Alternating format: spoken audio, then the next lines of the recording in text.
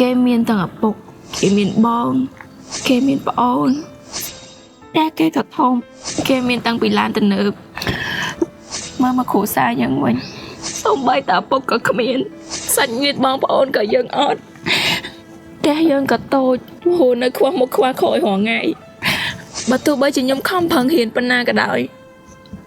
ខ្ញុំដូចជាអត់មើលឃើញថាគ្រួសារយើងអាចរស់នៅល្អប្រសើរជាងនឹងបានសោះ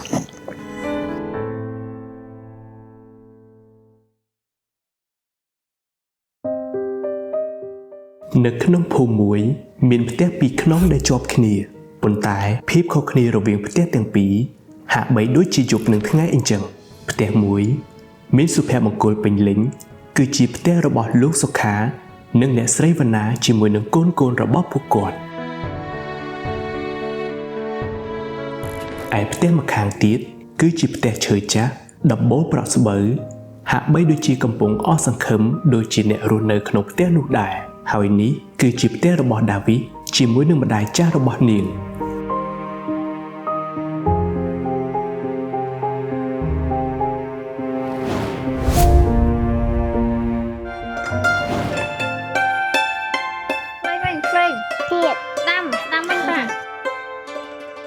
វិសាមកហើយតានោះមីអូនកូនឯងរត់ទៅទួបងមើលណបងមកបងសាមកបងសាមកយេបងសាពីសាមកដល់ហើយកូនហ្នឹងហើយកូនសុខសប្បាយបងមានអីផ្ញើចូលក្នុងកូនមកសុខសប្បាយមកសុខសប្បាយតាកូនខ្ញុំដឹងម៉ែចូលចិត្តផ្លែឈើនេះតិចម៉ែអូកូនឯងទៅជូនម៉ាក់ខ្លួនឯងនេះបងបាយយូរនោះប៉ាកូនឯងបាយផ្អែមយូរណាស់អីនេះពេលកូនសំ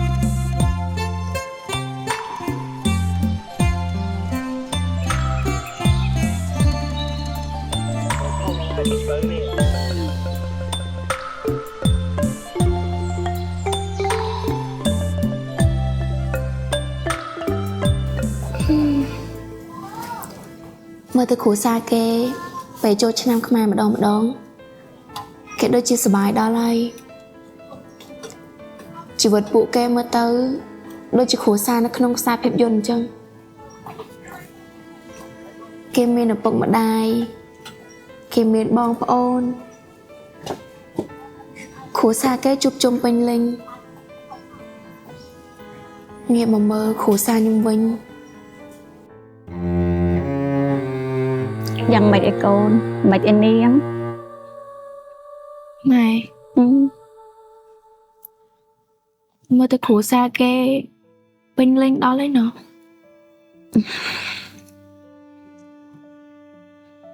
គេមានទាំងឪពុកគេមានបងគេមានប្អូន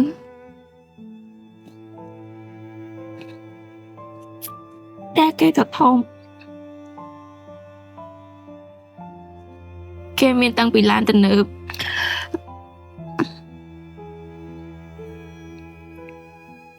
មើលមកគ្រួសារយ៉ាងវិញ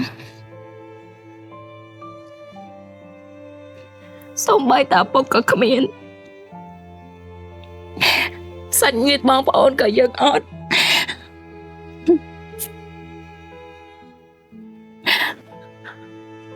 តែយើងក៏តូចហូរនៅខ្វះមុខខ្វះក្រោយរាល់ថ្ងៃម៉ែចាបើទោះបីជាខ្ញុំខំប្រឹងរៀនប៉ុណ្ណាក៏ដោយខ្ញុំដូចជាអត់មើលឃើញថាគ្រួសារយើងអាចរស់នៅល្អប្រសើរជាងនឹងបានសោះពេលណាបានយើងអាចរស់នៅមានក្តីសុខដូចគ្រួសារគេបានឬមួយក៏យើងត្រូវរស់នៅខ្វះមុខខ្វះក្រោយតែពីរអ្នកម៉ែកូននឹងរហូតទៅ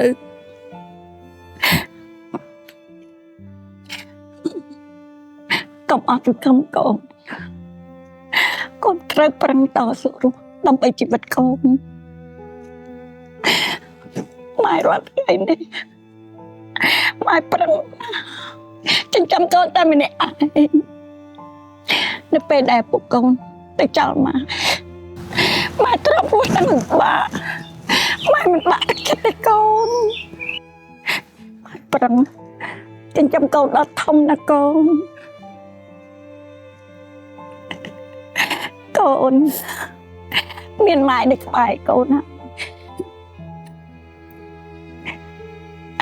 កូនកុំយកអ្នកដទៃមកប្រៀបធៀបជាមួយកូនហើយហើយជីវិតម្នាក់រស់នៅផ្សេងគ្នាកូនស្រឹបប្រឹងដើម្បីជីវិតខ្លួនកូនឲ្យរស់បានប្រសើរទៅកូនណា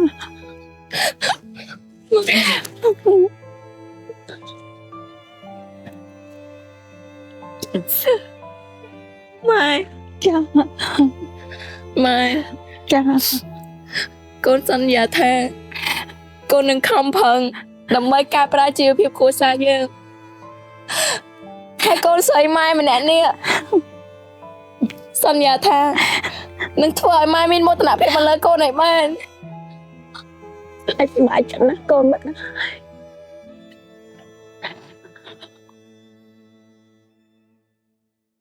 5 ឆ្នាំក្រោយមក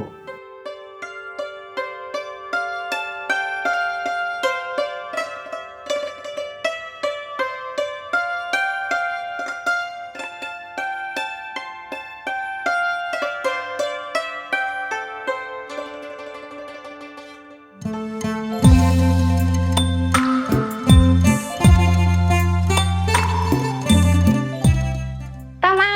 ហួយហើយយើងចិត្តដល់មកហើយ ហើយឯកូន តោះ มันគួរឲ្យជឿជីវិតរបស់ពួកយើងបានផ្លាស់ប្ដូរយ៉ាងខ្លាំងក្រោយ5ឆ្នាំនៃការតស៊ូនឹងរៀនបន្តរបស់កូនស្រីខ្ញុំនាងបានក្លាយជាអ្នកគ្រប់គ្រងរបស់ក្រុមហ៊ុនមួយជាមួយនឹងប្រាក់ខែល្អឥឡូវនេះពួកយើងរស់នៅក្នុងផ្ទះទំនើបមានឡានប៉និតហើយនឹងជីវិតមានភាពប្រសើរឡើង ម៉ែអើយហើយម៉ែផ្លឹកដល់ណៃហ្នឹង អូម៉ែសប្បាយចិត្តណាស់កូន រឿងអី ពីមុនម៉ែគិតថាផ្លូវដែលកូនដើរគង់នឹងបានជោគជ័យតែឥឡូវនេះបានជោគជ័យម៉ែ ម៉ែម៉ែដឹងអត់ភាពជោគជ័យរបស់កូនដែលមានផ្ទះមានឡានមកដល់រងថ្ងៃហ្នឹងណាចំណែកដែលធំបំផុតហ្នឹងណាគឺដោយសារតែម៉ែបានផ្ដល់កម្លាំងចិត្តឲ្យកូនហើយជំរុញកូនសពគ្រប់បែបយ៉ាងបើមិនអញ្ចឹងទេកូនប្រហែលបោះបង់បាត់តាំងពីយូរហើយ តែតាថាកូនប្រឹងសឹងអីនឹងកូនអាយ អញ្ចឹងតោះម៉ែយើងដល់មកទៅវត្តហើយ អូទៅវត្តកូនមែន ម៉ែលើកអានេះទៅស្រា របស់កូនរបស់ម៉ែ អត់តន់ចង្ហាន់លោកឥឡូវហើយ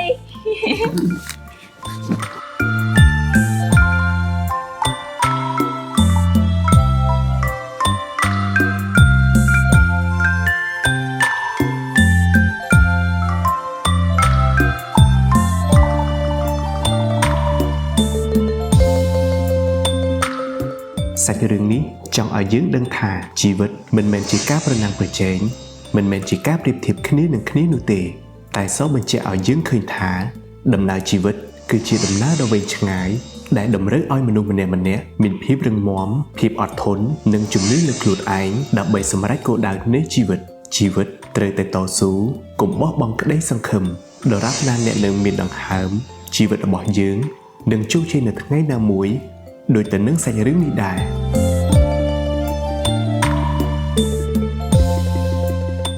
The Flora ប្រណិតភាពក្នុងការរស់នៅ